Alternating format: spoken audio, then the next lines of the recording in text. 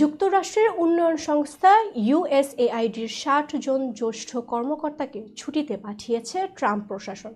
গতকাল সোমবার তাদের ছুটিতে পাঠানোর আদেশ দেওয়া হয়।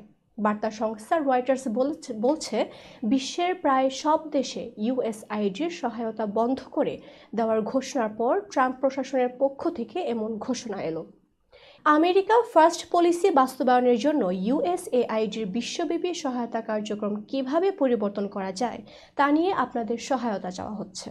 যদি কেউ এই নির্দেশনা অমান্য করে তার বিরুদ্ধে যথাযথ ব্যবস্থা নেওয়া হবে।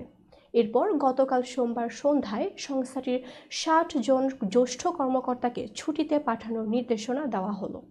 এ বিষয়ে ইউএসএআইডির ভারপ্রাপ্ত প্রশাসক জেমস গ্রে বলেন, সরকারের নির্দেশনা পাওয়ার পরপরই একাধিক কর্মকর্তাকে সম্পূর্ণ বেতনসহ ছুটিতে পাঠানো হয়েছে।